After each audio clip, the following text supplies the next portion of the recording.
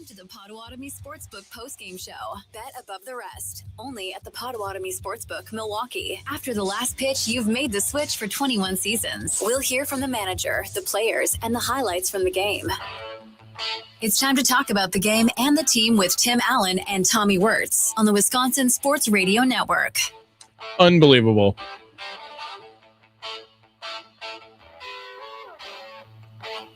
It is a final. Results are not good as Ozzie Albies, a 334-foot walk-off home run.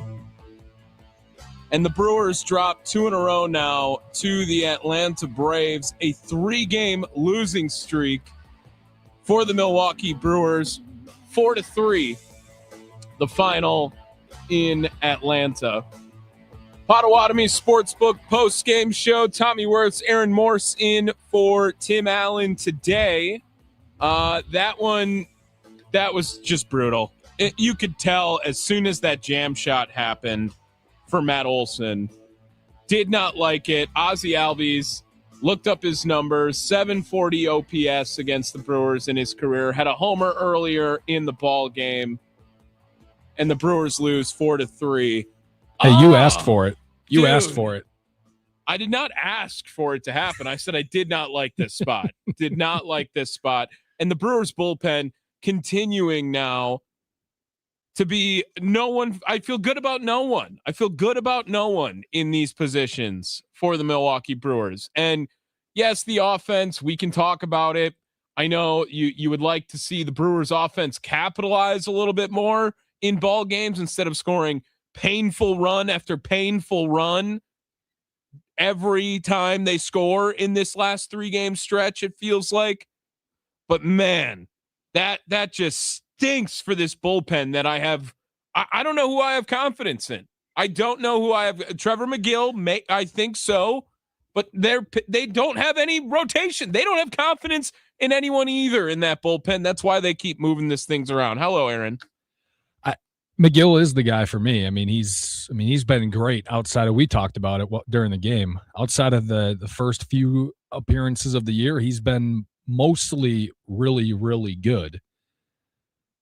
I get putting Ashby in the closer role, but at some point I also don't get at putting Ashby in the closer role. He's never done it. He also, they just play too much matchup. And no one gets comfortable, it feels like, because of that. And Ozzie Albies, switch hitter, it didn't matter if he was going to face McGill or Ashby. He was going to have an advantage on batting from the right or the left side. He's much better as a righty. Yeah, and I'm pretty sure Olson and Harris are both known very much so for being good against left-handed pitching for left-handed hitters. I'll have to double-check that, but Olson never misses games. He's the guy who never misses games. And Michael Harris, I believe he has good splits against lefties. So regardless, Brewers lose 4-3. Taking your calls and texts after the Brewers now fall to 45-29, wasting another really good outing from Kyle Harrison from a starting pitcher. Harrison's final line, 6 1/3, 7 strikeouts, 2 earned today. One of those was an inherited runner from Abner Uribe letting it up. He had 2 men on when he got pulled. I like that they let him taste the 7th inning. I think that was a good move by the Brewers today, and Murph and Hook, whoever went into that decision-making. But ultimately, the Brewers not able to get it done. The offense over the last 3 games, what has it been? It's been 3 runs, 2 runs, 2 runs. Is that what they scored yesterday? What did the Brewers score? 2. Yes, they scored 2. So, yeah, they've 3 runs, 2 runs, 2 runs. They cannot get to that number 4 again. And why is this a problem again all of a sudden? We were just talking about how amazing the Brewers offense looked in the month of June, and we're right back to this funk that they're in. Cooper Pratt looks fine. Cooper Pratt looks fun. Just gets on base. Already looks like an improvement for whoever was on the left side of the infield. But some of the big names that you would like to see come up in this. Obviously, an off day for Christian Yelich against the lefty. Terang goes hitless again today. Sanchez getting the spot in the cleanup role today. He goes hitless as well, and the Brewers lose 4-3. Nicolay Law talking text line 414-677-1250. Reading some texts off here. From the 262, this bullpen is awful. Brewers need to make a move now for a closer. 715, Ashby in that situation should be questioned. Why not let McGill deal another inning? Getting walked off there really sucks. That comes from Jeff in Woodville. Albies was definitely out. He swung at the pitch before the homer. 920. You can't bat Sanchez fourth. Should have never took out McGill. Quit managing like counsel. McGill's not going 2 innings, so I think he only threw 8 pitches. To be fair, how often does he go multiple innings? So that's the thing. Yeah, like if he's going to pitch the ninth, he's got to pitch like in the can ninth. Can he throw 20 pitches in an outing? I don't think that would be ridiculous. I just think they don't like going multiple innings with him or Uribe. Snyder here on YouTube. Once Murphy started going out of order on relievers and only left Ashby. SMH. Charles said Ashby. Thanks again, buddy. TV Fanatic. These last 2 losses, I blame on Murphy. Okay. That could be an interesting piece to talk about today. Scotty Tiffany, that's the key. Offense, again, has to step up, but bullpen has to be addressed.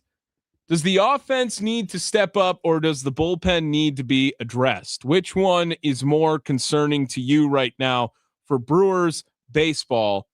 Because the offense in this month of June has been great. It has not been great over the last 3 days. The bullpen, it feels like we're up and down on a lot of these guys throughout the season. Chad Patrick, right? Oh, good bounce back last go around, but then 2 really bad hiccups in the middle there. Aaron Ashby pitches every other day. They don't trust Grant Anderson. Abner Uribe is a human heart attack whenever you watch him. I'm not sure where to go after this one. And how can you not point to the bullpen just needs to close these out? I can demand more from the offense, but the unsettledness I have for the Brewers relievers right now is not a good thing. It's not going to be a good thing come late high leverage games. I don't know who I trust in the bullpen. That's the question tonight. 414-677-1250. Who do you trust the most in the Brewers bullpen, if any, at this point? We'll get some calls on the other side. We weren't supposed to go until I think 4 today, so we'll have a nice little 2.5-hour show talking Brewers baseball. Aaron Morse in for Tim Allen. Tommy Wortz here as well. The Potawatomi Sportsbook postgame show on the Wisconsin Sports Radio Network.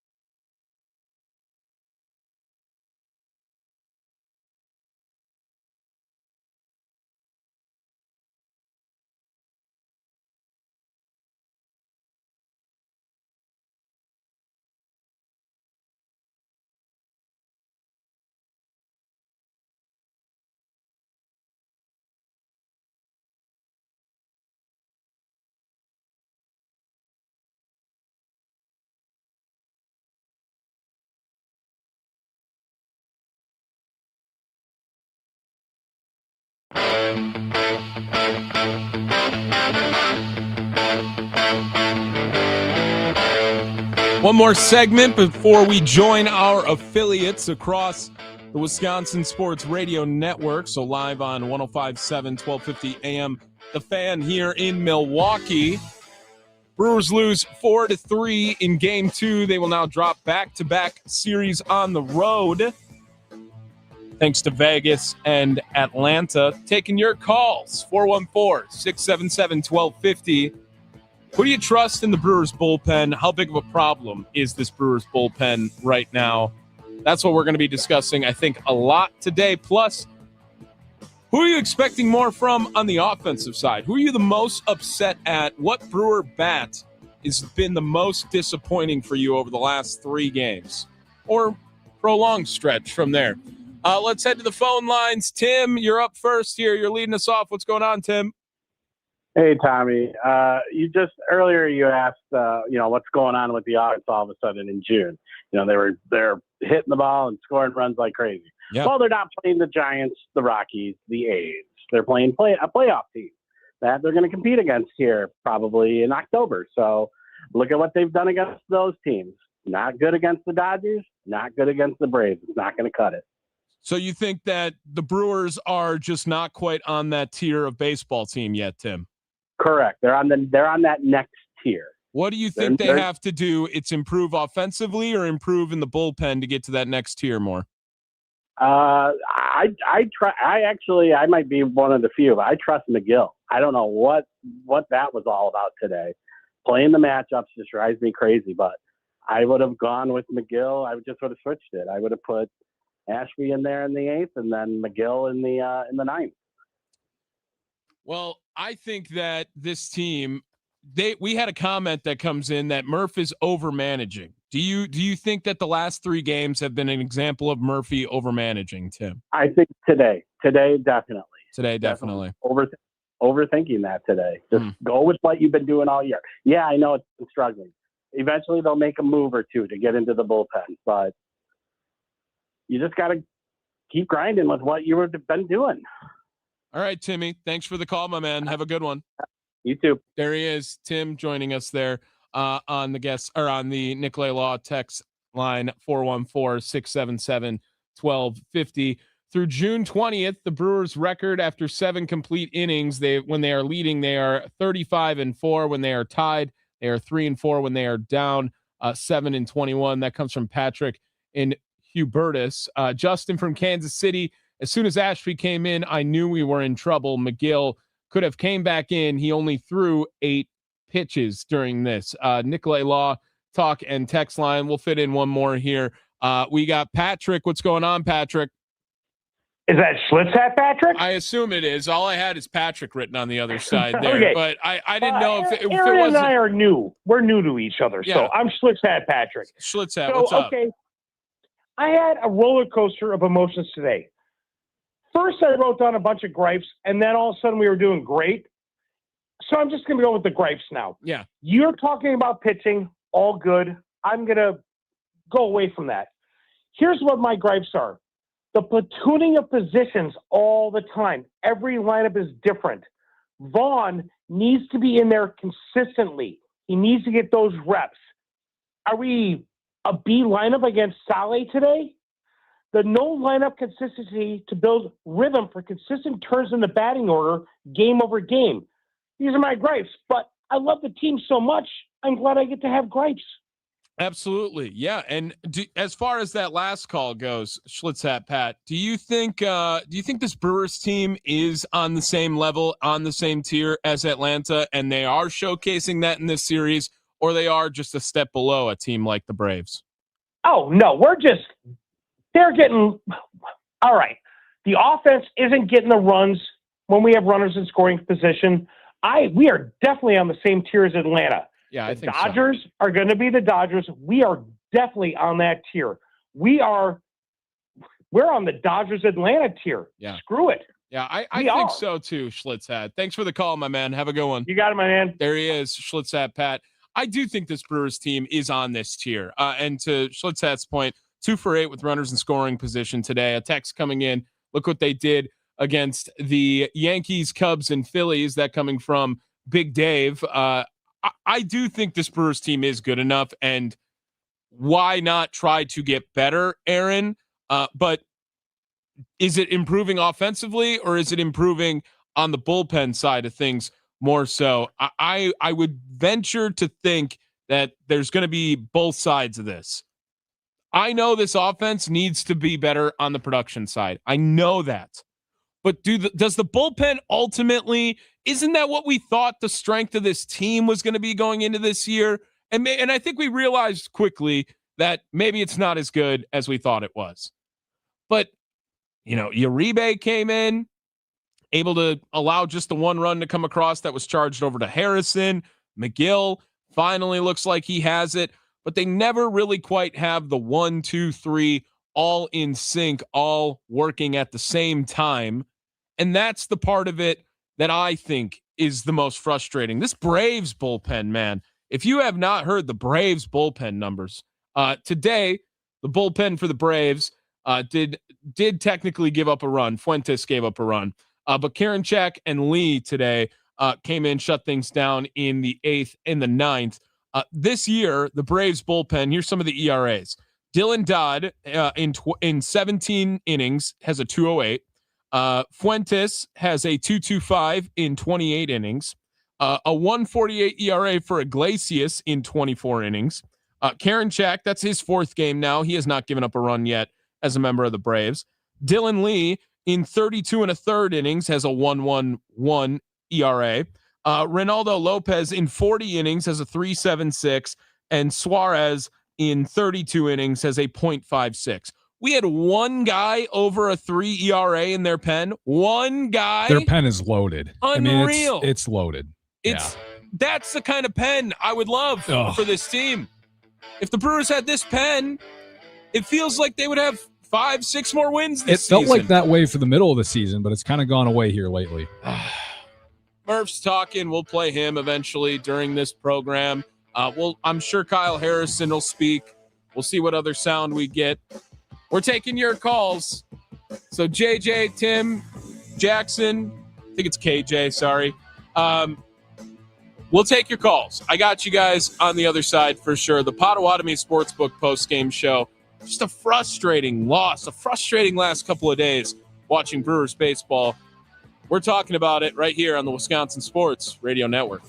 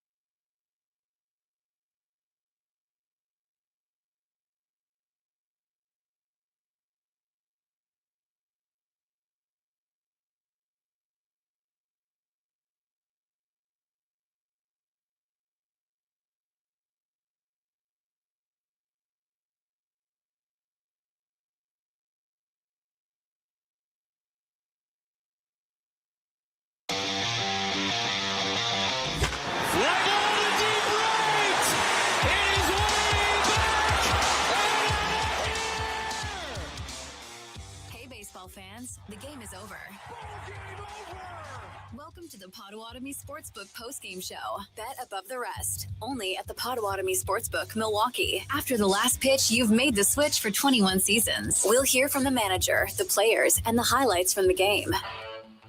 It's time to talk about the game and the team with Tim Allen and Tommy Wortz on the Wisconsin Sports Radio Network. A final from Atlanta, and TV got out quickly. Man, yeah, they're already done. They're already done with post-game coverage over there? They've got budgets and whatnot I to guess. stay under. Yeah. Potawatomi Sportsbook postgame show. Tommy Wortz, Aaron Morse in for Tim Allen today. A Brewers 4-3 loss to the Atlanta Braves. Aaron Ashby, a walk-off home run given up to Ozzie Albies in that ninth inning. Brewers offense today missing opportunities again. And we're asking, do you have less confidence in the bullpen or the offense right now for Brewers baseball? Who do you have confidence in the Brewers bullpen? And what offensive hitter are you looking for more out of lately for this Milwaukee Brewers team? Nicolay Law talking text line 414-677-1250. KJ in West Dallas, you're up next. What's up, KJ? Hey, how you doing, Tommy? Thanks for taking the call. Absolutely. Yeah, KJ. I don't even know if I wasn't even totally mad, like out of outrage at the end of this game, KJ. I was just so frustrated that yet again the Brewers are wasting another really good start from a starting pitcher.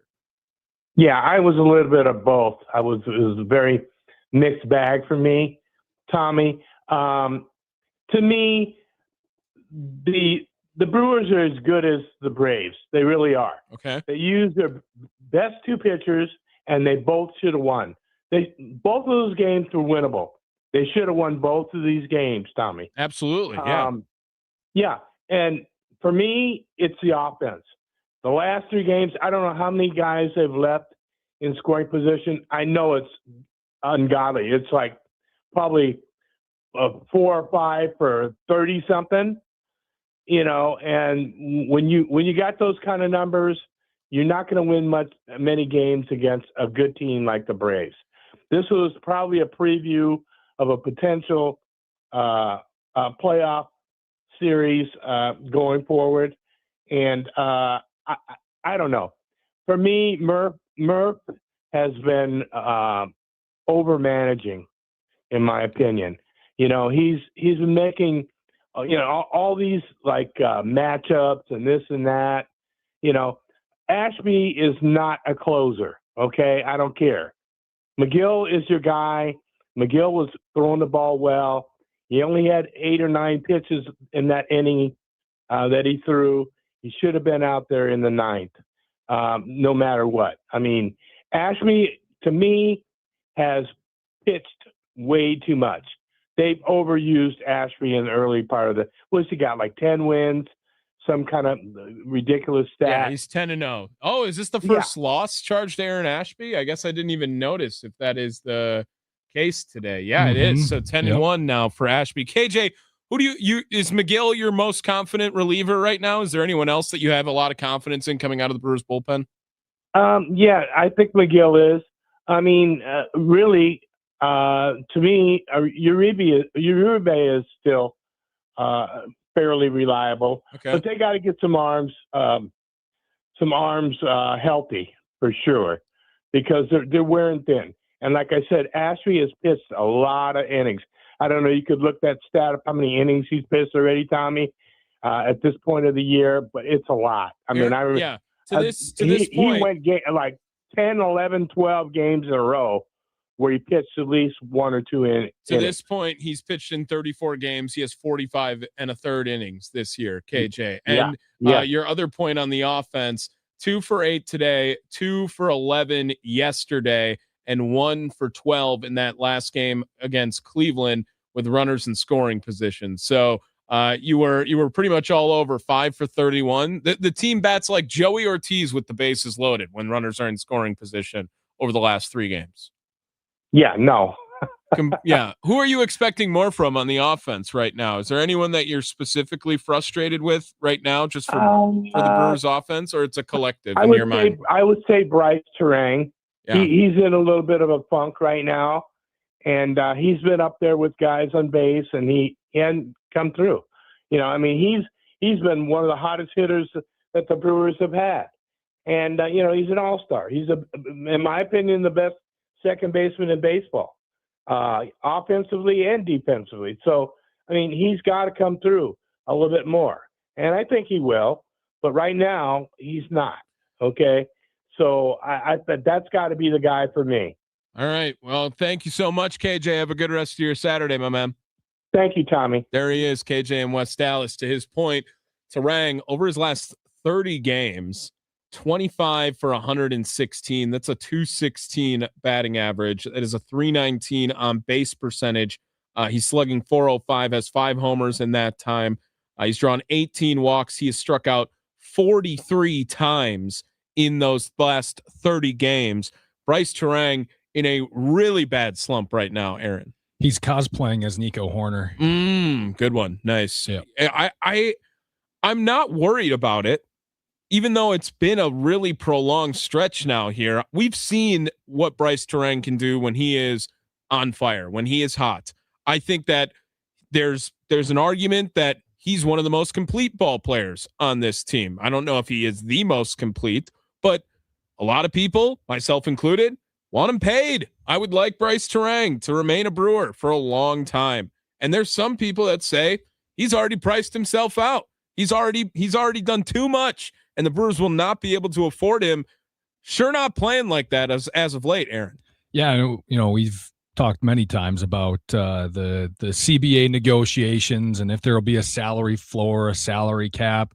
I think Brewers fans selfishly should hope that the players agree to some sort of salary cap, salary floor, because I think that would mean that Bryce Terang would probably be up next in terms of an extension, and then we could have him in Milwaukee longer. But like you said, he's not playing like he's a $30 million per year second baseman. So we know he is a $30 million per year second baseman. He's just got to do it more consistently at some point. Uncle James texts in, Murph's pain meds must have clouded his judgment the last 3 days, wasting Miz and Harrison outings. We'll talk on Sunday. We'll talk tomorrow to Uncle James, a Sunday and a Thursday caller.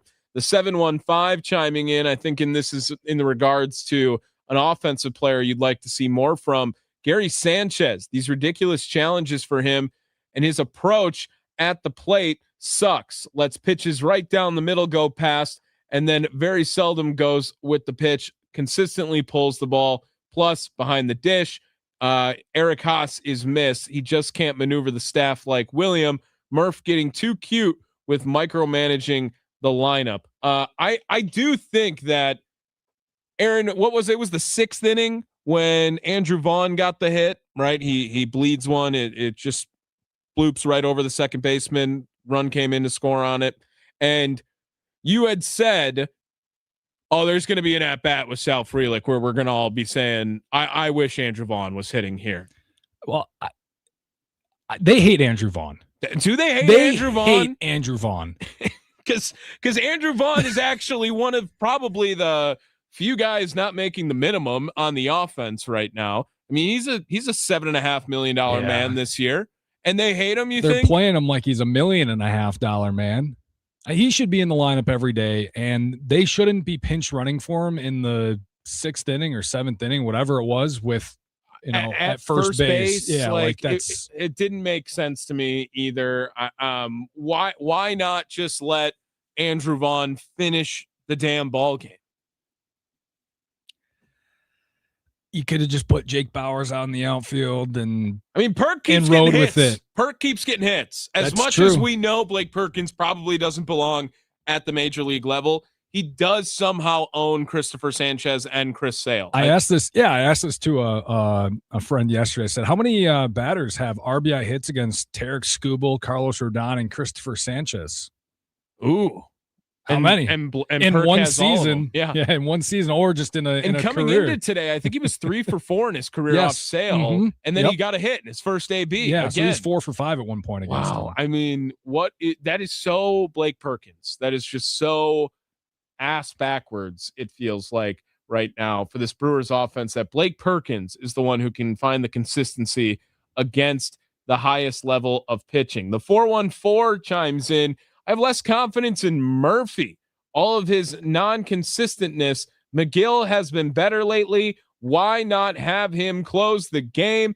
And is there another team that makes more lineup changes than the Brewers? I'm sure it's actually, if you were going to poll all of these managers in Major League Baseball, I think all of them think like they're the smartest guy in the room. All of them think that follow this spreadsheet and go off of what the analytics and the metrics say.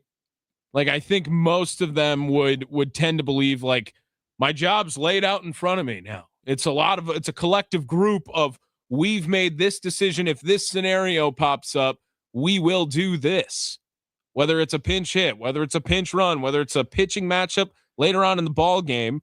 I think sometimes math gets a little too involved in baseball.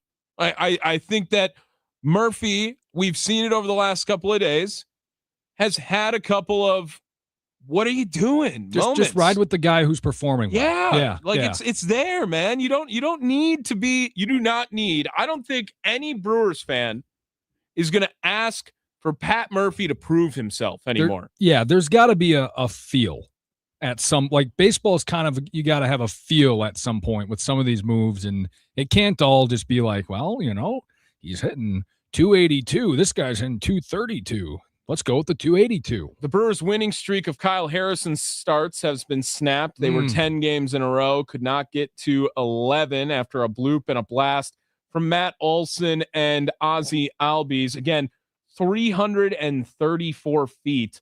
I got to go to Baseball Savant and see how hard it was hit. It did not look like it was going to get out, but as soon as it came off the bat, it also, once you knew the last one got out, you knew this one was going to get out as well. Joining us now, I think I say on the guest hotline whenever he pops up, it's his show. So is he really a guest? The franchise, Tim Allen. Tim, what happened? Tim. What happened? When we went on, we started our set, and the Brewers had just taken the lead, 2-1. Mm-hmm. Yeah, and then Aaron Ashby came in. Tim, is that what happened? Bottom of the sixth? No, in the ninth, Brewers had the lead going into the ninth inning, and McGill had just pitched an 8-pitch shutdown perfect eighth, and Aaron Ashby became the closer for the day. A bloop and a blast with 1 out. He struck out Drake Baldwin to start it. A bloop from Matt Olson, Ozzie Albies' second home run of the game. It went 330 feet to right field, and the Brewers lose. So he put McGill in there, I'm assuming, because a bunch of right-handers were up, and he just flip-flopped them, right? And then the lefties were going to come up in the ninth inning. I have to look this up too, Tim, because Matt Olson obviously does well enough against lefties because he never comes out of a ball game, right? Right. And I'm pretty sure Michael Harris has had good lefty splits in his day too. I can find it real quick here, but Tim, who are you comfortable with in the bullpen? We were having this conversation yesterday, and day in and day out, I find that number decreasing every single day. Well, Ashby should not be pitching in Atlanta. He is snake bitten in Atlanta. I mean, you go back to 2021 when they force-fed in that playoff game Ashby to face Freeman. Geez, that's a great matchup. Michael Harris is hitting 290 off left-handed pitching this year as an 806 OPS. Yeah, just give McGill the closer job and be done with it. No matter where they are in their lineup. Yeah, I'll have to take a look at this, but well, gee, now I get to go play some Judas Priest and some Van Halen. Yeah. Hey, conviction tonight. All right, conviction. Oh yeah, I'm playing with conviction, literally and figuratively. Yes, but I'm glad you guys are filling in. Man, that's now 3 in a row, and 4 of the last 5 games, you've scored 2 runs, 2 runs, 2 runs, and 3 runs. Ooh, Offense, wait. let's go. Are they 4? Are they 1-4 since your self-declared win of the season that would make sure that it wouldn't ruin the season? That's right. Luckily, they won that game. Oh man! Yeah, luckily that would have been really bad. That would have been really bad. Otherwise, that Sanchez victory that was huge. But now the offense is just shut off like a spigot. Yeah. They've got to do something here. Yelich had the day off, I see, right? Yelich had the day off. Yep. Yeah, as predicted. He needed the day off. Matt Olson also 7 points higher on his batting average against left-handed pitching. Again, this lefty-righty stuff, which way do you want to do it? Is it a physical split, lefty against righty, righty-lefty, lefty-lefty, righty-righty?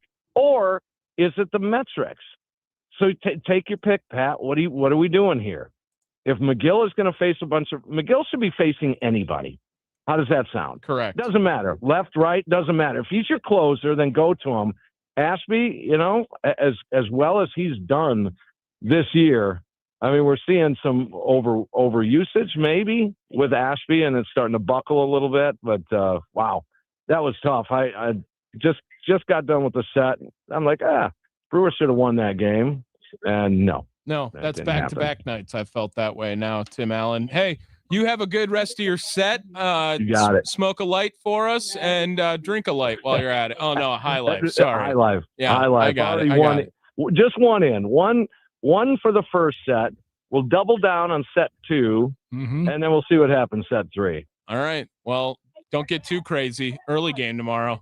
Still All need right, a nap. thanks, boys. There he is. See you, Tim. There's Thanks, Tim. Tim Allen, the franchise, popping in between sets here on Conviction. The band Private Party or something today. He must be performing for Elon or something. That's all he would give out. Wouldn't say anything else. It's the new SpaceX launch. Tim Allen's playing it, I guess. That's his new band name. SpaceX launch? Yeah. Cousin Tim, Jackson, I got you on the other side, guys. I know. We're up against it. Potawatomi Sportsbook post-game show here in the Wisconsin Sports Radio Network studios.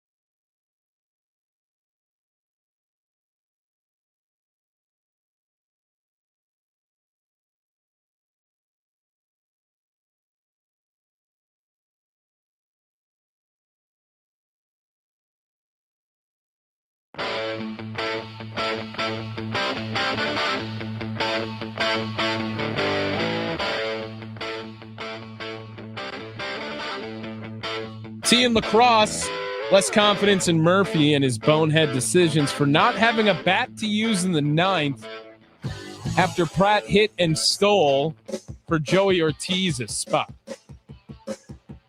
Valid too. Potawatomi Sportsbook post-game show. Tommy Wortz, Aaron Morse in for Tim Allen. We just heard the franchise on the other side. Means we got plenty more room for you guys. 414-677-1250, the Nicolay Law talk and text line. Jackson, is this the Jackson that is out in Atlanta while this series is going on? What's going on, boss? Howdy, sir. Hey. This is, in fact, the one in Atlanta. Jackson, today, how did it feel being in the stadium today? It was pretty hot, sir. Okay. Yeah. All right. Hot in Atlanta, but I mean, that home run, did you know it was gone off the bat? Did you think it was going to die in the air? It looked pretty dead off the bat. I was sitting right by the right field foul pole in foul territory, and it did not look like it was going to go. And then it scraped the wall, and it was utterly tragic. That is tragic. Yes. What else you got on the game today, Jackson? I mean, why on earth are we taking out McGill after 9 pitches? I mean, he came in, he pitched an 8th inning that was very, very, very good, and then we took him out for Aaron Ashby, who, I mean, he's a great pitcher, and they had lefties up, but like, I guarantee you McGill could have went in that 9th and done great. Yeah, I think that going multiple innings for McGill doesn't sound right on paper, but when you know he only threw 8-9 pitches and that 8th looks clean doing it, and in the hindsight move, we looked it up too, Jackson. I mean, the splits for lefties on Olsen and Harris are useless. I mean, Matt Olsen plays every day, has a better batting average against left-handed pitching than he does even against right-handed pitching this year. Michael Harris is a .290 hitter against left-handed pitching. Just a frustrating loss today for the Brewers. Who do you have the most confidence in the Brewers bullpen right now, Jackson? Is it Trevor McGill? It is 100% Trevor McGill. And do you have confidence in anyone else in this Brewers bullpen? I got some confidence in Uribe, but that's about it. That's about it. Chad Patrick, I got confidence in. Okay. Yeah, you think he bounced back? You think he's fine? I think he is more than fine. He's ready. Who are you frustrated with on the offensive side? Oh, where do I begin? I mean, we got Joey Ortiz. Frustrated. If I see Gary Sanchez challenge one more call, I think I might lose it. Why is he the one that gets to do it, Jackson? Like, he's the only one who wants to challenge every time, and you're screaming at this TV while other people are up there, and it's always Gary Sanchez challenging. I don't know why on earth he has the green light. This is not like 10 years ago when, he was being player of the month and stuff. Now he's like, player of the first 3 innings, but I don't know. He should not be challenging as many calls. He went one. He got one right, one wrong? Yeah, I think so today when he was at the plate. I don't know. That literally that was our only 2 offensive challenges that we used, right? Like, how many left on base? Yeah, and then, the left on base today was bad. Yeah, they were, what did we say, 2 for 8 with runners in scoring position today. They were 1 for 11 one of those games, and 1 for 8, I think, in another one of them. It's not been good over the last 3 days. What do you guys do pregame, before games over there in Atlanta? There's no tailgating, right, at that stadium? No, they got a park around the stadium, Battery Park, and there's a lot to do there. They got all sorts of stuff. Today we went there like 2 hours early. They got we watched like some dogs perform, and then we saw concerts and all bunch of stuff. It's a great atmosphere, but yeah. they have tailgating. How many stadiums have you been to, Jackson? That's my 3rd one, sir. I've been to Wrigley, Miller Park, obviously, been here, and then we're going up to Cincinnati. Okay, nice. You want to get to all 30 one day? I mean, that's the dream, sir. That's the dream. You know what? You keep doing that, sir. All right? You keep doing that. We'll talk to you tomorrow then, Jackson. See you tomorrow. There it is. Jackson, boots on the ground over in Atlanta. Do you like getting called sir? Does it make you feel nice and old? I don't know. I don't know if I should feel old when he says it, or if I just think like, man, that kid he's whipped up. He's got it. Yeah, maybe he's in shape. Yeah, maybe he's a disciplined kid. Yeah. Maybe he's going to the military after this, just getting ready. Mm-hmm. I don't know what Jackson wants to do when he grows up. If he wants to go to all 30 parks, if he takes a hiatus in the military, it might be hard. So Just wondering, but maybe the military will just send them to all these different cities with MLB. I think teams Dad's name was Doug yesterday. Doug's got it going on right now. Yeah. He's got him whipped up into good shape. Nicolay Law talking text line 414-677-1250. Been waiting for this one today. Cousin Tim, what's going on today, boss man? Oh my God, dude. Dude, are you flipping kidding me? I know that one. The weight alone was killing me because everybody just about stole my thunder. I don't think so. McGill. Well, McGill, come on, man. You wanted to see him another inning. With Ashby, you could have had him up ready, but let McGill go out for the 9th inning. Okay, good point. Okay, so if he has a little slip, then I think Ashby would have been better in that situation, or even Uribe. I don't care. I think I would have trusted McGill to go back out in the 9th. And then you have yesterday with the guy Cooper Pratt, right? With Murphy. Well, what's his problem, man? What is his problem? I mean, the guy's got 6 hits, 3 steals already, and then yesterday you take him out to pinch hit. Yeah. And I know people are complaining about Sanchez, but he did knock in a run today. I get it, but he had the bases loaded too. Right. Yeah. I'm waiting. I'm waiting for a grand slam. I don't think I'm going to get it this year. That's a good point. You keep bringing it up. No grand slams for the Brewers this year, and they keep having the bases loaded. And they keep disappointing today, cousin Tim. Is anyone past? You have confidence in Trevor McGill? It sounds like in the Brewers bullpen. Yeah, a little bit because he's turning. He's been doing better. There was a time this year. I know everybody can remember where, hey man, what the hell are you doing, dude? Right. Yeah. With being and because especially Uribe, he gives up home runs. I also don't really think I have that much confidence in Uribe. I think I have the most confidence like after McGill and Ashby in Uribe, but I think that confidence is by default because of the rest of the bullpen. I think we really, really, this is my opinion, and I don't know if I'm right or wrong, but this is just my opinion, okay? I think we really need a good closer. And then I think then you could fit those two, like Uribe and McGill, you know what I mean? Do 7th, 8th, however you want to do it, 8th, 7th, 8th inning. Do you think Cousin Tim, do you think Murphy is like sending that message by not having a consistent closer that he would like a consistent closer for this Brewers team? I don't know what he's doing, but he ain't doing it right because it's like you said, he's overthinking stuff with the analytics and stuff. I mean, it's driving me nuts, man. I'm about ready. I could coach better. I know I could. Oh, all right. Cousin Tim. I got a challenge, and I want him to hear this. And I say, let me coach for one day, and I'll get a contract, and I'll be the coach because I won't overanalyze everything. You do it for free for the day, Cousin Tim? I'll do it for free for the day, man. Pro bono. As long as I get a couple of hot dogs or brats or something, maybe like about a 12-pack of beer. All right. Game on, man. Keep you fed and hydrated, and Cousin Tim will manage your baseball team. That's what we've learned. I'm not joking. I would really do it for free. I know you would. I know a lot of. I bet you so many Brewers fans would do it for free for one day. I mean, what is it with coaches? Like, I got to really overthink this. Because yesterday was bad, right? But today just cemented it for me because we get the lead, and what happens?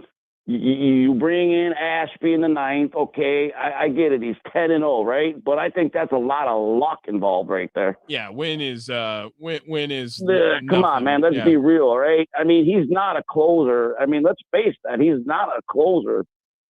I don't know who thinks he would be a good closer. I mean, he'd be like a great sixth inning guy. I mean, so you're running the snake 7th, and yeah, he's done good. Don't get me wrong. Don't beat me up. But we really need a really legitimate closer. And Terang is really stinking lately. Yeah, we read it off. Has not been a good month for Bryce Terang. Yeah, go ahead. No, I was just going to say Terang, and then you have the other guy, oh my God, Sanchez. Oh my God. I know we got us a run today, but oh my God, he's just all or nothing. Maybe he's an all or nothing guy, isn't he? I mean, that's just a 3 true outcome type of player. Cousin Tim, what do you do on a Saturday night when there's no Brewers baseball? Oh my God, do I really gotta say? Oh, okay. Drink. You tell me if I really gotta say, because no, I got I'll have a little bit of Coke, and a little bit of beer, and that's it. Just I chill.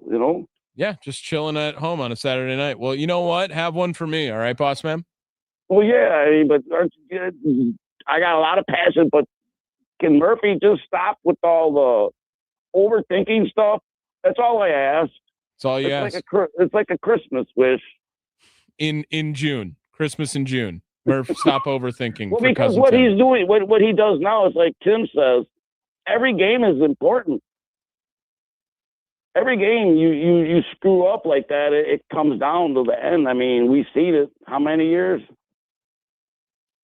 I think this Brewers team is as good as the Atlanta Braves. I think that's what we're seeing. I think that's what we're seeing. That's what pissed me off, because we should have won both of these games, and we should have won the other games before this. Yeah, and I know every game really frustrated, and it's the offense, but also at the same time, when you have close games, you have to have good pitching, good relief pitching. And it's really, everything's starting to blister right now. I mean, how many managers would have this success with this team right now? Do you think? I don't know if I believe that Pat Murphy is really hindering a lot of decisions. I think the bullpen is overrated coming into this year. It is. And I think that the offensive production, like, you're constantly operating with 8 or 7 guys in your lineup instead of 9. Like, they had Perkins in today again, who, I get it, he got a hit, but he's batting 143. You have Joey Ortiz in going 0 for 3 in the performance. Oh, sorry. No, that's from yesterday's numbers. Joey Ortiz had a hit today as well. 1 for 4. Was 1 for 4. But still, I mean, he's hitting just over 200. He's at 206 this year. Like, I think Murphy does add value to this Brewers team. He does. And that's my point. I mean, it was in Murphy we trust, but now it's like he gets into these like things, like where he just way overthinks stuff. It's like if you would have just let McGill come in today, and if you would have said, okay, you know what, I could live with that. Okay, you know what I mean? Like, say McGill comes in, he gets a strikeout, right? Or he gets a out. And then maybe he gets then someone gets a base, then bring in Ashby. But why? The guy only had like whoever, 2 people that got me, but he had 9 pitches. Are you telling me he couldn't come back out for a few more batters? I like your idea of they probably should have had him start and had Ashby ready and warming, and you give up a base runner and you pull him out from there. Cousin Tim, I got to let you go, but have a good rest of your night, my man. But you guys have a better night. All right. Thank you. There he is, Cousin Tim. Reading off some texts here from the 920. Not only have they squandered Miz and Harrison this series, but also Pratt. Pratt's been good offensively, 4-game hit streak right now. Terang needs to give us more. Bowers and Vaughn have to play every game, and Joey Ortiz needs to go. Prayers for Murphy's surgery on Thursday. Hope it leads to less pain and more clarity, from Josh in Greendale.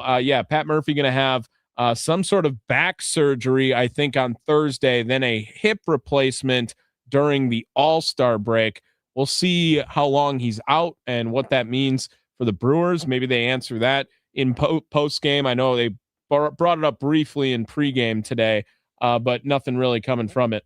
Rag on Joey O all you want, but tell me who, all caps, got a hit today. What batters actually got a hit? I'll listen carefully to the answer. Maryland in McGuanago. Thanks for listening over in McGuanago. That's kind of like my neck of the woods now, East Troy, Maryland. But yeah, to her point, Joey Ortiz got a hit today. Thank you. Thank you for your service, Joey Ortiz, on your hit today. I need a better third baseman. 5 other players got hits, and 2 of them had multiple hits today. So, I mean, good for Joey Ortiz. It was a nice piece of hitting on a hit and run, but it's got to be better than 206 with a sub 600 OPS. Yeah, 550 now on the OPS. Cooper Pratt, to Josh's point, 375 now since being brought up.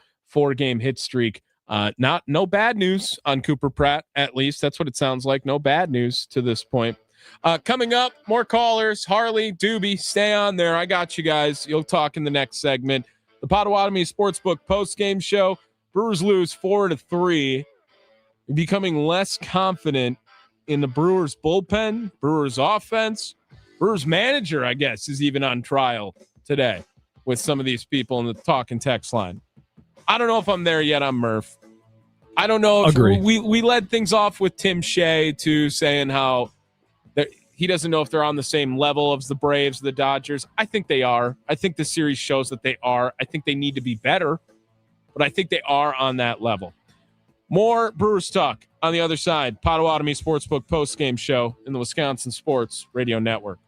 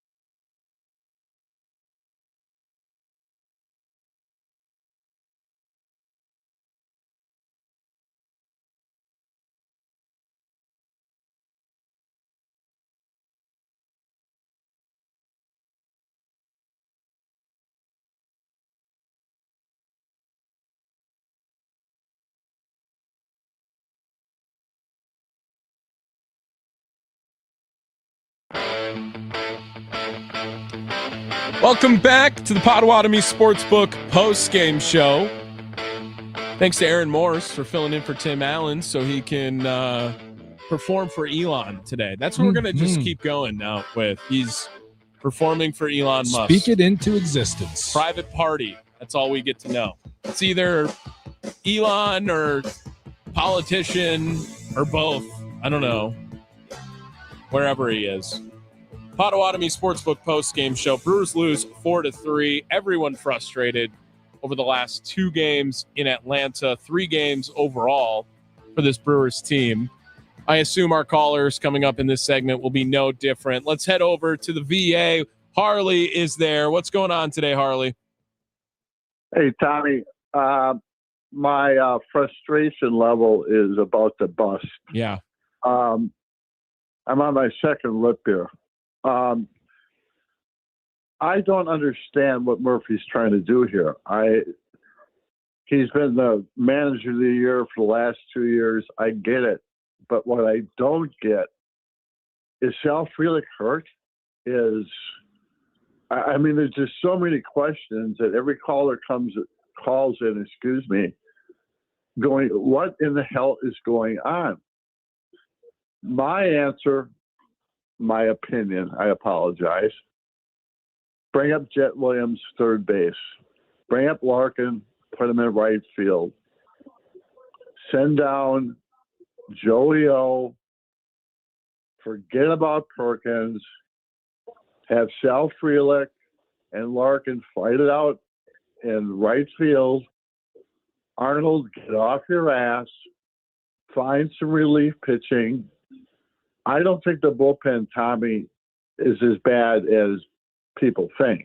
No. When you score 2 runs, when you score 1 run, when you score 3 runs, and you're asking these guys to come in, even the starters, and come, okay, lock them down. That's not baseball, man. Come on. I know, but I just read off the Braves, Harley, and their bullpen is ridiculous this year. And maybe that's just an anomaly, but I think we all thought it was going to be the strong point of this team this year, Harley. It's ebb and flows, Tommy. Yeah. It's ebb and flows. I mean, baseball's ebb and flows. Absolutely. My point is that I'm not going to give up on Ashby. I'm not, Uribe, see ya. I just have zero trust in that dude. Okay. But, I mean, the offense needs to perform along with the pitching. Again, why isn't Jet Williams at third base? Why is not Larkin, who's ripping the ball apart down in Nashville? Yeah, Lara. Why is he not? I'm sorry, Lara. Mm-hmm. Why is he not in right field? And him and Sal, fight it out. Damn it, man. Yeah. It's not that difficult. I mean, do you agree or disagree? I mean, I hear every caller. I've been listening for 3 years. They call it Joey O stinks. Okay, yeah, we know that. Perkins stinks. Yeah, we got that. The bullpen needs some help. Yep, got that. Murphy makes a mistake. Yep, got that. But what happens the next day or that series? Same old poop. Yeah. It's getting old. It's getting dormant. And you can't tell me when you look up and down the dugout, Vaughn, whoever, are going, what's going on here? We have talent. But they're sitting down in Nashville. The general manager is not making a move to make the team better. Do you really think, Tommy, that when it comes to the playoffs, when you run into Atlanta, when you run into LA, when you run into the Phillies, that this team's going to beat them? Hell no. Well, go ahead, Tommy. Sorry. I was just going to say, Harley, if Blake Perkins takes an at-bat in October, I might boycott Brewers baseball. Like, there's no way he's going to take an at-bat in October. On a serious note, Tommy, if he takes a bat tomorrow, come on. Right. Really? Yes. I mean, Larka, what's wrong? What is wrong with Larka? No, I don't know. Why is he I don't not know. on this team? They're going to take the same approach, you'd assume, that they did with Pratt, right? Just wait it out a little bit. I don't know what more you have to see. Now, maybe the reason why is Lockridge, right? Lockridge is probably 2 weeks away at max. And then you obviously will have him replace with great, fantastic, super to have them fight it out. Yeah, competition. Have Larka, and Sal, and let them fight it out in the outfield. Come on, do so. It's so freaking frustrating. It's just, have a good show. Love the show. Take care, guys. Hey, Harley, thank you. Not going to be much of a fight, I don't think, if Sal is going up against Laura. I think Laura would probably win that, but Sal also has the referees on his side in this fight. Also fair. So also fair. Maybe it would be a fight, but I think Laura would. Laura, at this point, I think, has a real chance to just go out there and blow Sal away. He does, but I will also say this, that the production at the AAA level looks great for Luis Lara to this point, right? He's an over 300 hitter to this point. He continues to showcase a little bit more pop than we originally saw out of Luis Lara in years past. But Greg Jones' numbers look really good in AAA right now. So I also know we were all clamoring for Cooper Pratt, and it's kind of worked out to this point. And it's see, it's that easy. Or did the approach they take with Cooper Pratt make the most sense to this point? You know what, though, to be fair, I can guarantee you it'd be more impressive than Blake Perkins. Even with the days he's had as of late, it's just his days are numbered already. Once Lockridge comes back, he's not going to be on this ball club. He's just not. Doobie, we're going to get you on the other side. I don't want to cut you off. You're going to have less than 2 minutes otherwise in this segment because we got our heart out for our network affiliates. Brewers baseball in a frustrating state to this point. You lose the last 3 games now by a combined 4 total runs, 4-2 versus Cleveland, 3-2 yesterday versus Atlanta, and 4-3 today in game number 2 against the Braves. And it makes you think the Brewers are good enough. I do think the Brewers are good enough to play with an Atlanta Braves team, to play with a Los Angeles Dodgers team, especially when you have 2 guys like a Mizorowski and like a Harrison as your 1-2 punch. There's no one today calling in saying Skubal needs to be here. No one's calling in saying that. They lost yesterday by 1 run. Jackson Churio got thrown out at the plate. Yep. And they lost today when they led in the late innings and gave up a home run, a walk-off home run. So they played right with the Braves. What do you think the expected batting average per StatCast, that final home run, the walk-off home run? Is it going to be under 200? Yeah. How hard was it hit? 94.4 off the bat, 36-degree launch angle, and a .090 expected batting average. That's ridiculous. See, Matt. So that's how dumb analytics are in this game. Oh yeah, actually, that ball usually is only good for a 100 batting average. Yeah. What do you mean? It went over the fence. It's gone. How can you expect it to be so bad when it literally won a baseball game today? Yeah. Math is dumb. Potawatomi Sportsbook post-game show. Doobie, J-Mo, I got you on the other side. Went a little long there with Harley, but he was spitting. Was letting him go. Aaron Morse, Tommy Wortz talking about a Brewers 4-3 loss in Atlanta in Game 2. We're going to have sound from Ashby, from Harrison, from the manager, all coming up in hour number 2.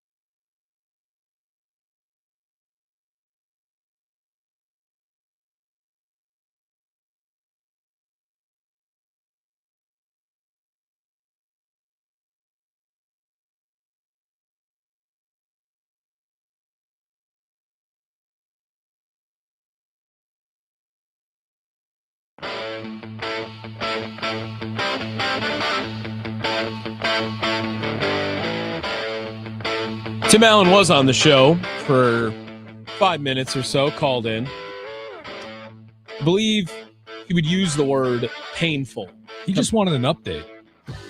He didn't even know the Brewers lost, really, when he called in. It's the Potawatomi Sportsbook post-game show. Tommy Wortz, Aaron Morse in for the franchise today. Brewers lose 4-3. Pat Murphy under a lot of scrutiny today, it sounds like. We're going to hear from the skipper. Aaron Ashby speaking after the game as well. The pitcher in the 9th inning for the Brewers, ultimately giving up the walk-off homer to Ozzie Albies. And the starter, Kyle Harrison. We'll hear from him as well, too. But I want to hear more from you guys. Nikolai Law, talking text line 414-677-1250. Southside Doobie, you're next up. What's going on, Doobs?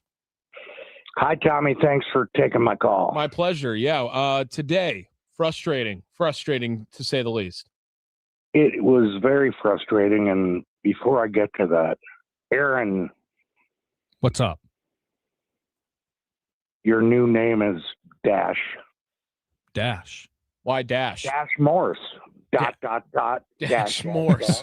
The code's like the code, yeah. That's the coolest nickname you ever had, Aaron. Dash Morse. Well, you would probably be right. I don't really have ever had a nickname. Do you know how to say Aaron in Morse code?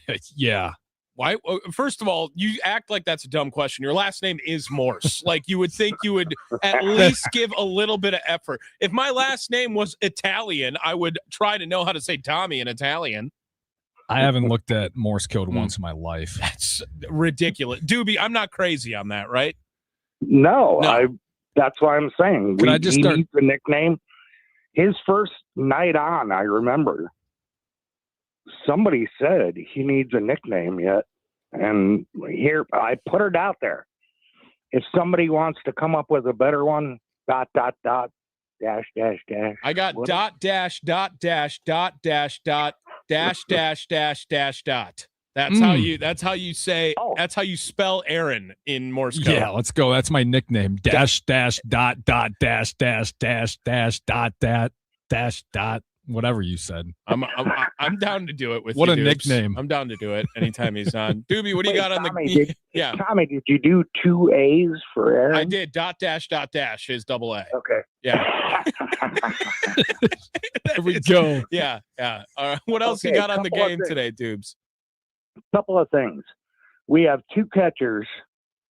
Contreras can challenge any call he wants, strike or ball, whether he's at bat or behind the plate. Sanchez has less of a chance of challenging anything than anybody ever in Major League Baseball. Well, why did he does it so much? Why does Murph not say something if it's like he was 8 for 20?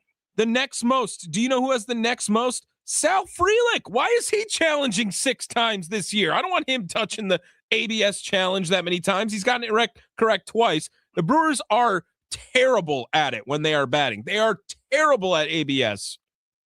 Wow, I didn't know Frelick was in that list.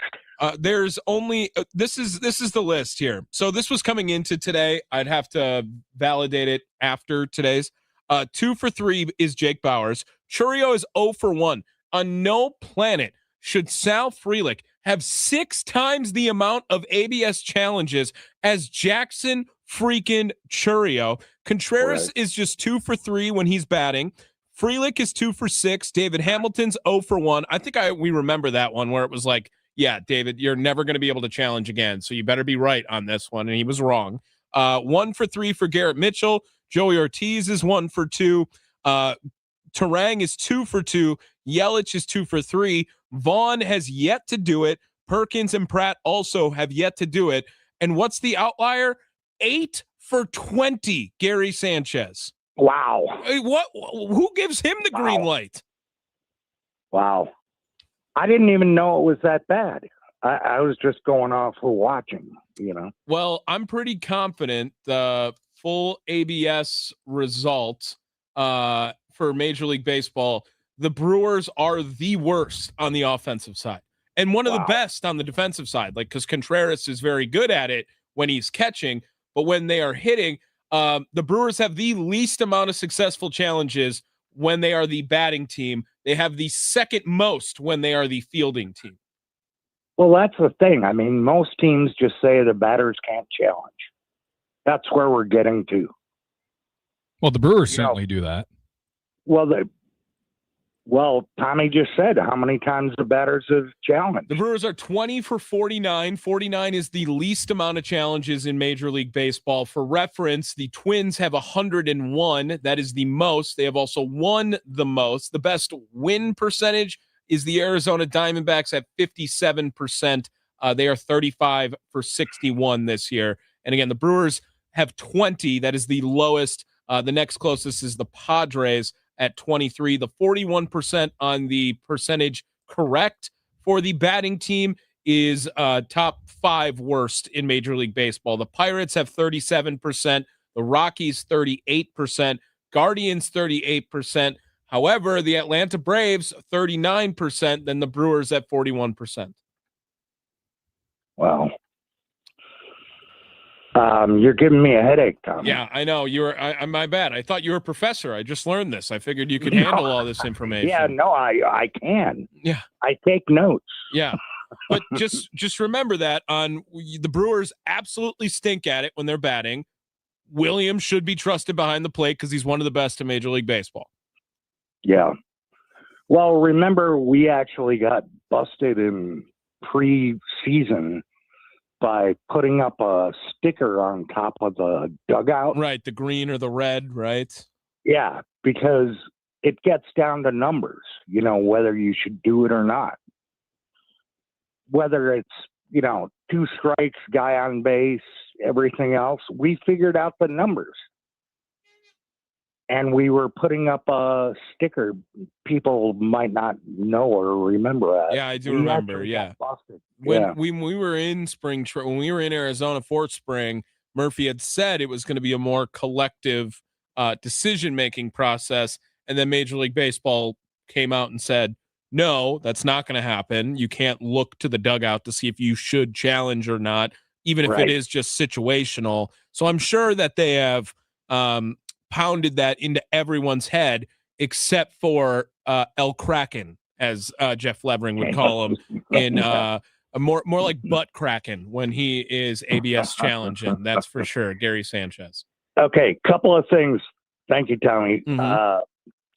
Cousin Tim, I got a fresh pack of hot dogs and my lawn needs cutting. So he said he was going to coach for free for a fresh pack of hot dogs.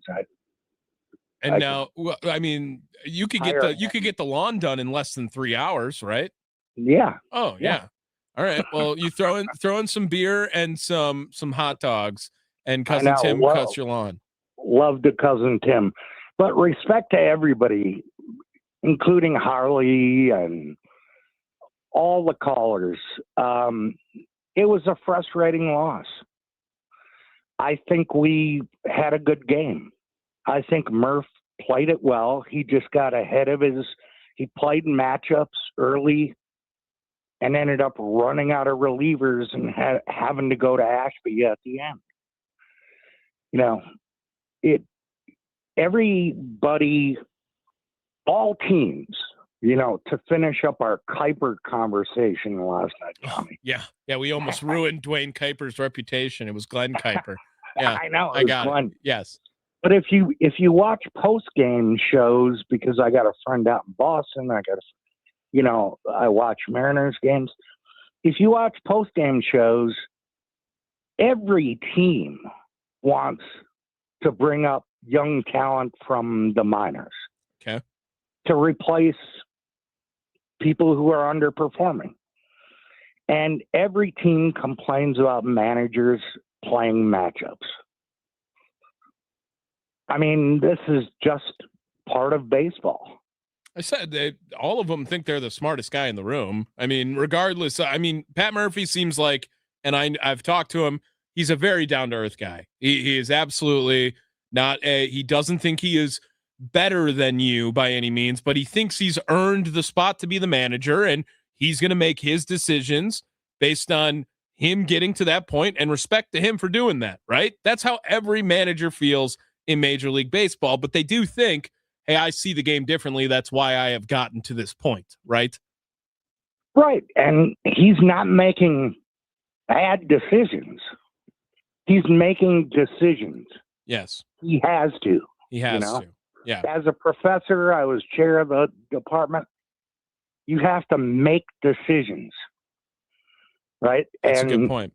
Might be popular, might be unpopular, but you have to make decisions. And he's very good at doing it. Yeah, he doesn't have to prove anything to Brewers fans, I don't think, after the last 2 years, right? I mean, you're back-to-back NL Manager of the Year. You won a playoff series in a very emotional series against Chicago. Obviously, the Dodgers series didn't go great last year, but you whooped them in the regular season. You gave everyone hope during that. And even these last couple of games against the Braves, like, you're in these games. You should win these games. Right. Yeah, we should have won this game. So, couple of decisions. Cooper Pratt made a great dash to home today. Yeah. Also, he looks fast. He looks weird when he runs. I think it's just because he's so big. But man, he can fly. He's already got 3 bags on the year now. He's already got 3 stolen bases, 4-game hit streak. That's what we want out of the left side. If he's going to do this, he's way ahead of expectations. Right. So all we're thinking about, and this is what everybody's frustrated about, we went into Atlanta. Everybody's been saying they're the best team in baseball. And we lost 2 games. And they were close. And, we got to figure out what do we need to do to get to the next step. Right. So we don't end up with the best record in baseball again and lose immediately and getting swept in the playoffs, Who do you have the most confidence in the Brewers bullpen? McGill? Yeah. For sure. And then after that, is there a steep drop-off, or is there someone on the same level as McGill? No, it's not a steep drop-off. I think Uribe is great. Okay. And Ashby's awesome, but we just put him in. Like I said, Murphy played matchups early, and then he ran out of his closers. Yeah. He had to play Uribe early. He had to play McGill early. And so what was he left with? Yeah, Grant Anderson or Aaron Ashby. Right. Yeah, unless you guys want Drew Rom getting that game in the 9th there. I don't think so. Doobie, what do you got going on tonight? Oh, I'm just hanging around. I'm going to do some drawing. Some drawing, yeah. Doobie, how many ballparks have you been to? Major League. Oh, I've been to Yankee Stadium. I've been to Fenway. I've been to Wrigley. I've been to T-Mobile. I've been to Dodgers. I've been to. What was the one you had the best experience at that wasn't a Miller Park or American Family, rather? I'll just. I don't know what that story is, but I'll tell you a different story. I was at Yankee Stadium, and I happen to be in New York. I go to New York a lot because of the art. Okay. In New York. And so way back, I went to Yankee Stadium and the Brewers were playing them. And I went up to the beer counter to get a couple of beers, and I said, "Oh, can I get 4?" And they go, "No, you can only get 2."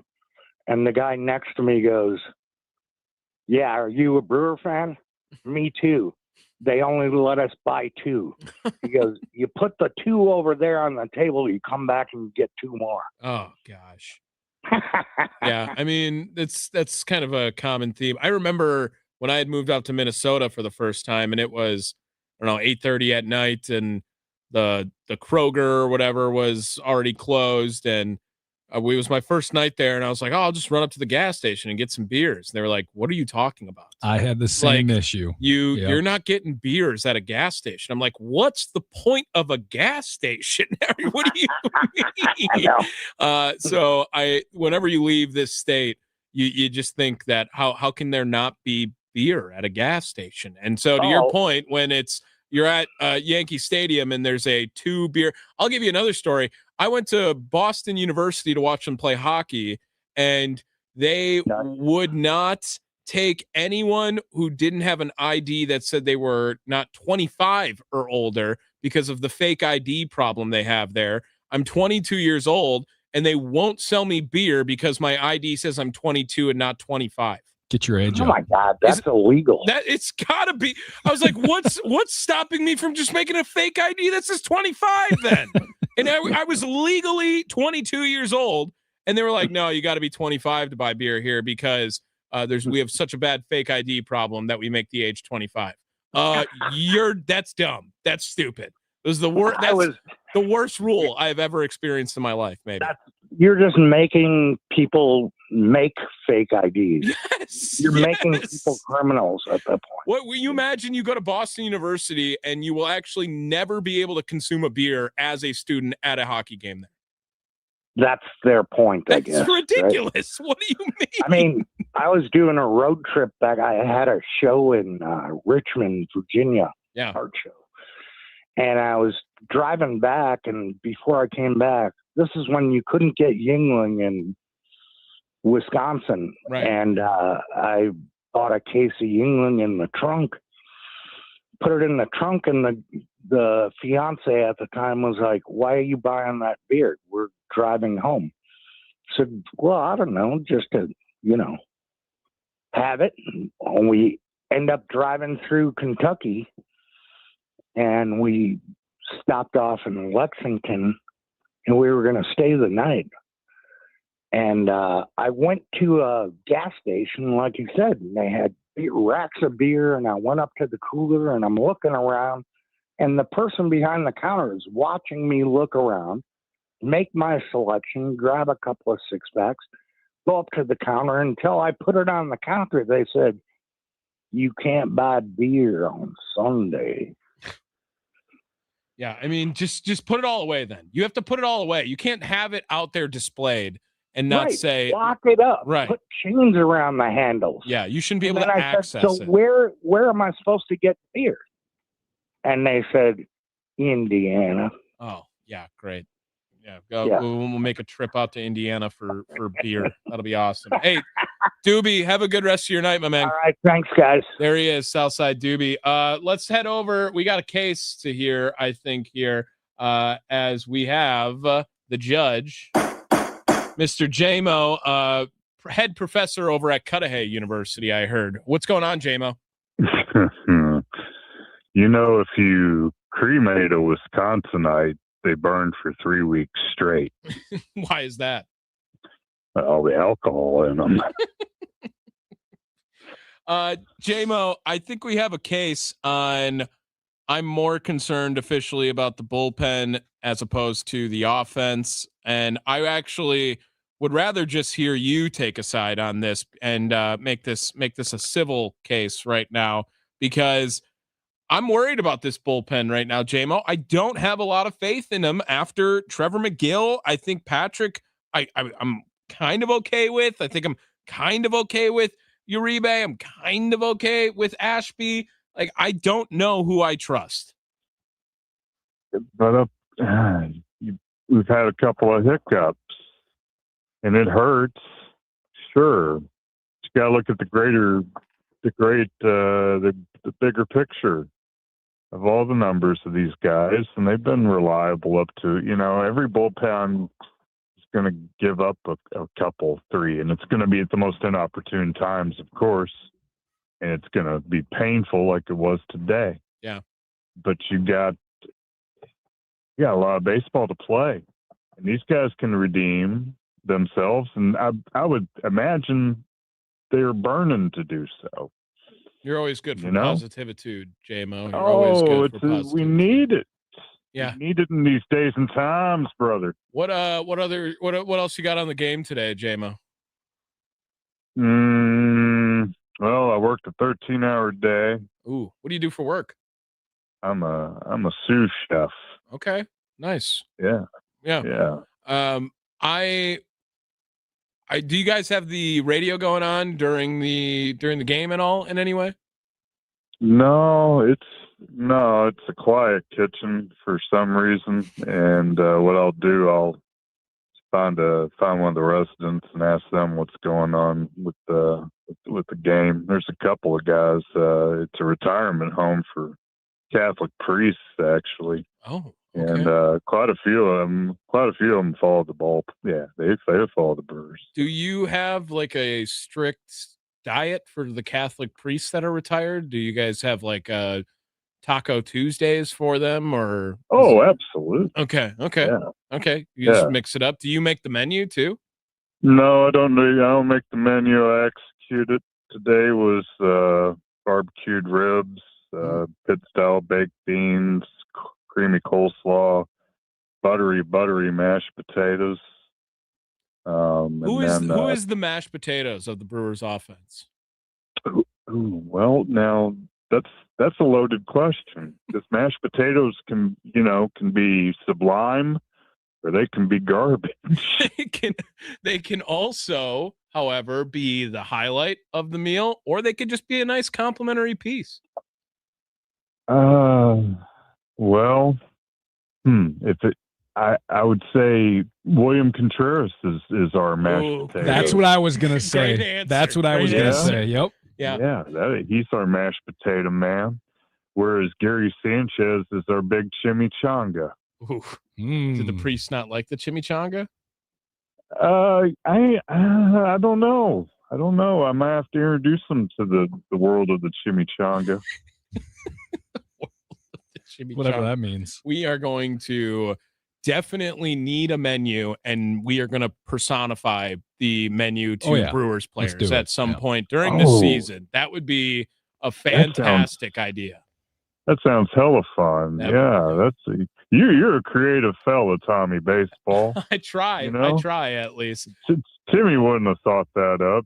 No. Timmy would just, stick to his usual. Hey, it's 420. Who's your all 420 team? And then if the Brewers were a musical group. Yeah, right. I don't know. I don't know if he's done that. Who's the cool Judas Priest of this Brewers baseball team? Yes, we'll have that conversation with Tim too. Well, J-Mo, you have a great rest of your Saturday, my man. You too, and as always, peace, love, soul, brother. There he is, Judge J-Mo. Have you had bad mashed potatoes? Yeah. Oh, yeah. Oh, really? Yeah. Okay. I mean, still, like, I've had bad coffee. I'm still going to drink it. I don't think I've ever had bad mashed potatoes. That's I think that you can have bad mashed potatoes. Yeah. All right. I got another one for you.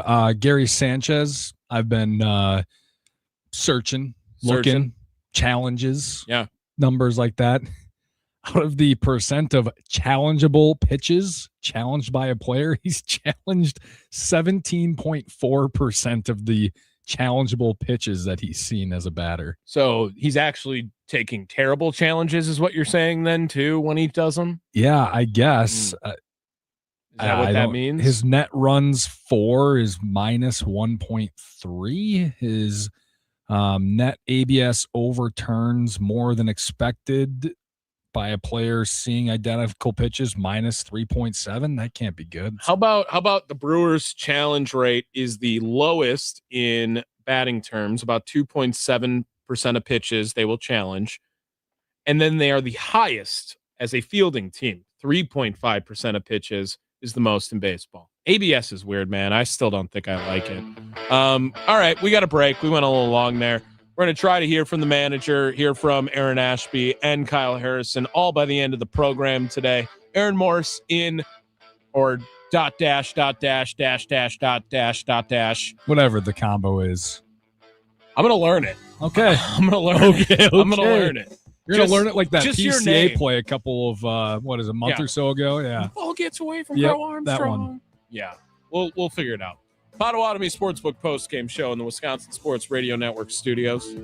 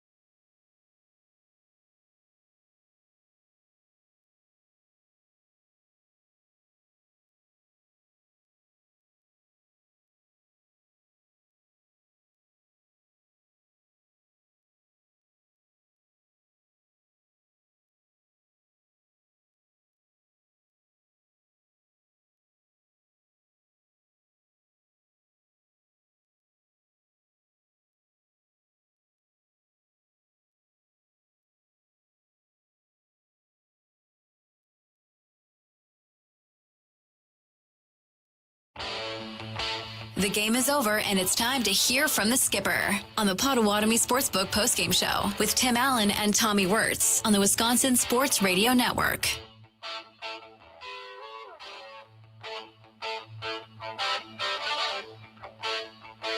I think Ash, I trust Ash, and I love Ash, and he's done great for us. It's unfortunate. It's a blue pit and a fly ball at 94 at 37. You got to give the kid credit. I think we catch it normally, but that doesn't matter. That's what the game was being. We had those same opportunities to do that. So hats off to the Braves. They did a great job. They're playing great. They're these last two games, they're like playoff games. It was fantastic. We did a lot of great things today. Contreras was incredible. Churio hit the ball hard. We had some great at-bats. Pratt, some great stuff today. So Harrison was great. Uribe and McGill were great.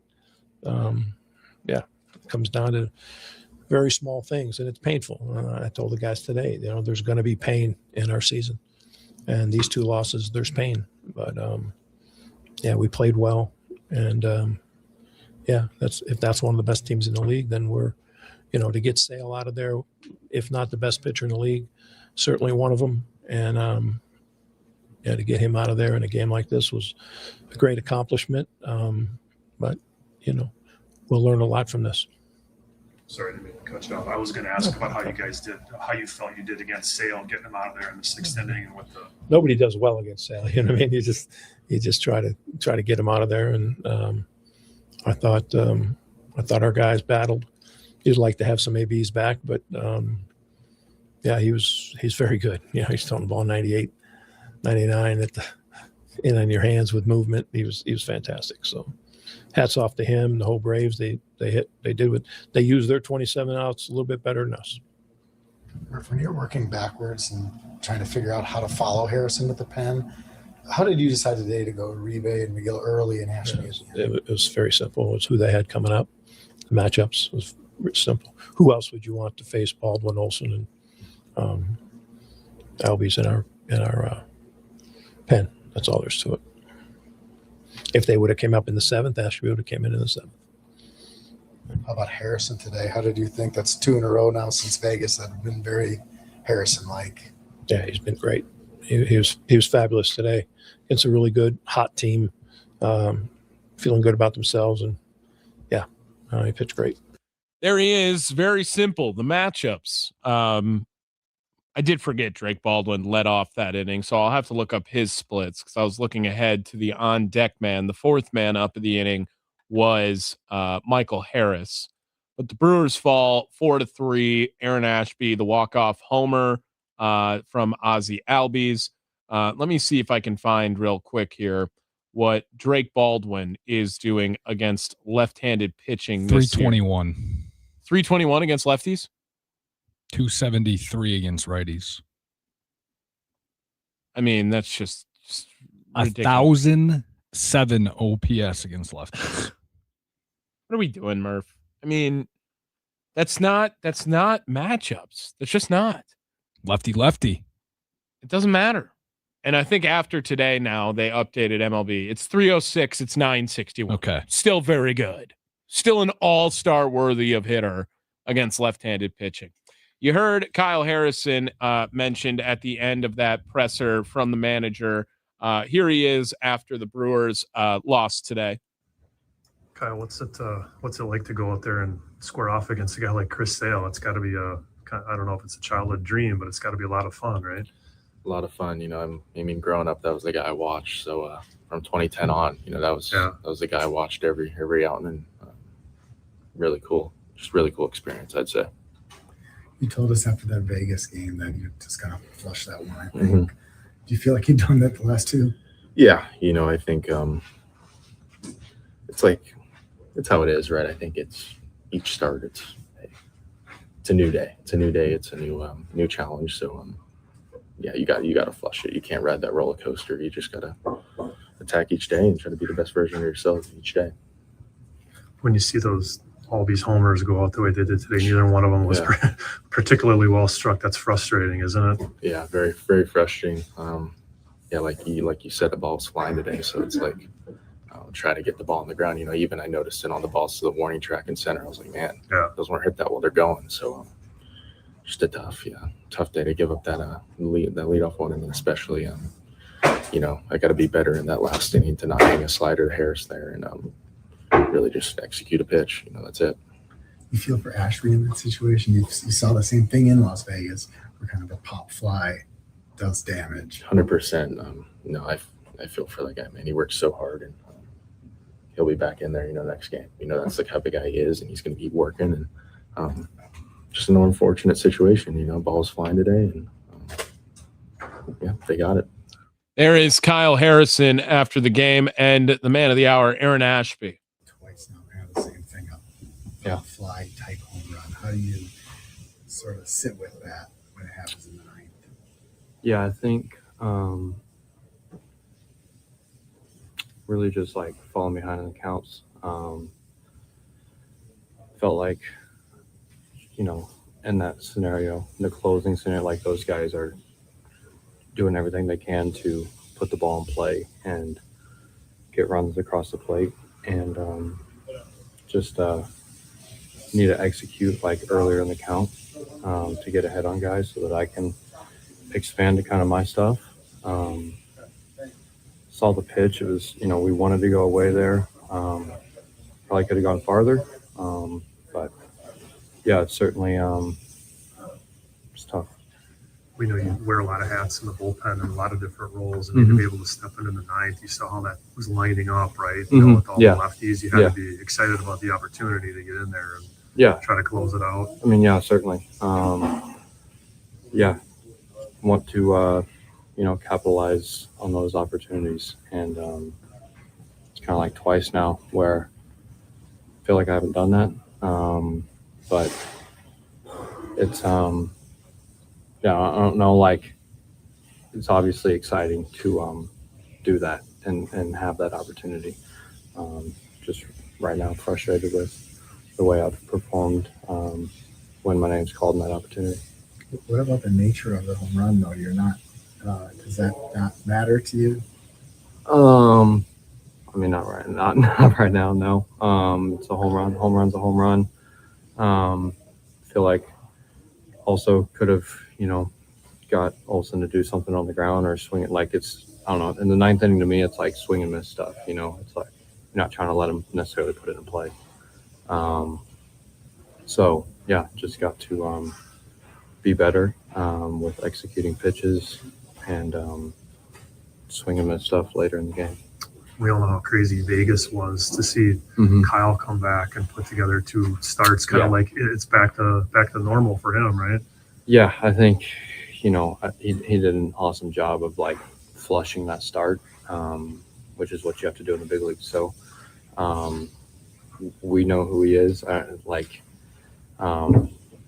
That game there is just like a wild card game, and I mean he's right there with Miz, man. Like when he's out there on the mound, we're super happy when he's out there, man. He's done awesome. His stuff. He turns the lineup over, and he's pitching his butt off. There he is, Aaron Ashby. Upset with his performance. Needs more swing and miss stuff in that ninth. Yeah, absolutely. Probably shouldn't be pitching in that inning. Just now that we know most of these numbers, too. Probably shouldn't be pitching. On the other side, get you insurance run of the game. Not playing a highlight of Atlanta. Tell you that much. We'll close things out. See where it takes us. Who's the mashed potatoes of this Brewers baseball team? The Potawatomi Sportsbook post-game show in the Wisconsin Sports Radio Network studios.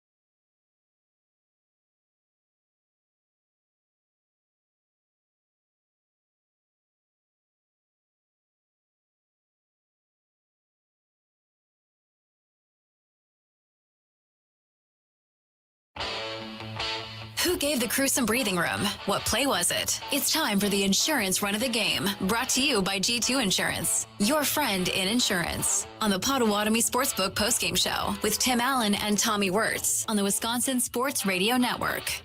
Running a business like a championship run, one bad hit can take you out of the game. G2 Insurance Services specializes in keeping your business and reputation protected. They offer tailored solutions for restaurants, professional liability, and workers' comp. They represent top carriers like Erie. To find the best combination of coverage and price, get the defensive line your business deserves. G2 Insurance Services in Brookfield. Online at g2ins.com. Your friend in insurance. No insurance runs today for the Milwaukee Brewers as they lost. At one point, it was an insurance run. At one point, yes, there was an insurance run in this game. Not enough of them, though. But can there, okay, that's a question now. Was there ever an insurance run in this game, actually? Because they didn't win. So technically, probably no. There was a perceived insurance run. Yes. But was there a defined There was insurance? a potential insurance Potential. run. That's there the was word. insurance runs that were available that they did not cash in on. They're so good with runners in scoring position, and unfortunately, so many games they lose because they don't get it done with runners in scoring position. I think they're second. Yeah. And only the Braves are better, I think. Yeah. They're the best team in baseball with the bases loaded this year. Does it feel like that? Sure doesn't. Well, Joey Ortiz hasn't been hitting much with the bases loaded recently, so that's why. Yeah. They're the best team in baseball. Best batting average in all of baseball with the bases loaded this year. How does it make sense? Make it make sense. Yeah, they've been grinding out some runs recently, these last few games, just grinding them away. Hasn't come easy. How important is tomorrow in your mind, Aaron? Ooh. Most important game of the year? No. Tim would call it that. I think just for kind of like a morale, kind of like a, hey, we're good type of thing, it's important. But I don't know. I mean, whatever in the long run. They'll still win the division. They'll still be competitive. They're still on the Braves and the Dodgers level at this point of the season, even if they lose tomorrow. Miz going to get another week off after pitching yesterday. Harrison was today. Gasser tomorrow versus Elder. To be announced on Monday, with all signs pointing to that being Brandon Woodruff returning in Cincinnati. Brandon Sproat on Tuesday. Shane Drowan on Wednesday. They'll have the off day on Thursday, and then they have 18 games in 17 days. They have a 5-game series with St. Louis in that stretch. I mean, the schedule makers hate the Brewers. They hate what's the Brewers. plan, by the way, for a doubleheader? What do you guys do for the? I think because they're split. Yeah, I think we'll do 2. Okay, think so. I don't quite know or remember. Last year, we only had pregame coverage. We didn't have postgame coverage. And I'm trying to remember if I did 2 shows on the split doubleheaders as opposed to the back-to-backs. You ever been to a back-to-back doubleheader? No, I've not. It's an awesome day. Okay. It is. Feels like it could be pretty long at times. Yeah, but they never stop selling beer. That's okay. First of all. Yeah. So you don't like it. Beer gets sold all the way through the 7th inning of the second game. So it's an entire baseball game of beer. And then you can stay in your seats and go from there. I went once a couple of years ago when the Giants were in town. And that was a good one. It was a fun day. You're just chilling, hanging out, watching baseball all day. I mean, it is an all day thing, right? Yeah, Because right. you have 2 baseball games to watch. So it starts at noon and then you're done at 7 or whatever it is from there. It's an awesome event. If you ever have a chance to do it, if you're a baseball fan, take it because it is very cool. And it probably helps that it was the Brewers for me. But I think I could do it regardless. You ever gone to a baseball game at the major league level where the Brewers were not playing? No. I've been to a football game where the Packers weren't playing, but I don't think I've been to a baseball game where the Brewers haven't been playing. What other stadiums have you been to? I've been to St. Louis. I've been to Seattle. I have been to. Is that it? Maybe. There's no way that's it for me. I've had to have gone Chicago, to Detroit. No, I Minnesota? haven't been to Wrigley yet. You never went to Minnesota Target? I've been to. I was about to say, Target's Minnesota, a great place. Many times I've gone to Target. Yeah, that's one of my, that might be my second favorite. It's a good ballpark. Yeah. Brewers usually take it over, at least the times I've been there. Yeah, I don't think I've ever seen the Brewers play at Target, to be fair. But I obviously lived in Minnesota, so I would go to a couple Twins games here and there. But it might be my second favorite ballpark. It's a nice ballpark. It's got some good space. It's got not a really bad seat. Sneaky Los Angeles Angels. I've said this before. Angel Stadium was awesome when I went. Great experience. I went in 2021, so I saw Shohei Homer in his MVP season, and Wisconsin's own Jared Walsh, also Brookfield's own Jared Walsh. It's the closest I've ever been to catching a home run. Really? Like 2 rows. I two was rows away. 1 row away at Target actually few years ago. Eddie Rosario home run right in front of me. Yeah, you can see me on camera. Yeah. When Walsh hits the homer. So you weren't really like in play for it. You were just you were close, but if I brought a glove, I would have made a better effort. Yeah. If there was no one in the stands, I would have caught it. Okay. Yeah. I would have caught it. Yeah. I would have had enough time to react and move to it. But like with the stands, no, I didn't have a chance at it in that one. But I've never gotten a ball in play or foul ball in any game. So that's the closest I've ever got been. a couple batting practice homers. Yeah, it doesn't count. I know. I mean, it's cool. Yeah, like if you're under the age of 15, they count. But after that, no. But other than that, you bring a glove to games? No. Yeah. Bare hand. Gotta. Yeah. Get my hand broken. I don't care. Yeah. That's going to do it for us here on the Potawatomi Sportsbook postgame show. Brewers, frustrating last couple of days covering the team. There will be better days. Hopefully tomorrow, one of them, Robert Gasser, Bryce Elder. We got pregame coverage starting at 11:30 with the leadoff show. I'll be there. Tim Allen back tomorrow, 3:30 or last pitch, whichever comes first. The Potawatomi Sportsbook postgame show. Make the switch after the last pitch. And then we'll gear up for another 3-game set with Cincinnati after that. An off day on Thursday, and then a lot of Brewers baseball. As I said, 18 games, 17 days. We'll be talking about it. Aaron, thank you so much for popping in again today. Appreciate it. Camden Yards, too, I just remembered. Camden Yards. That's my favorite park other than Milwaukee. All right, Baltimore. We'll have to get out there one day. The Potawatomi Sportsbook post-game show. Tommy Wortz, Aaron Morse, Brewers baseball. All coming up more this season. Game number 75. Let's get a win tomorrow. Bobby Gass. Tim Allen would say it. Smile, Wisconsin. Bob Uecker smiling back.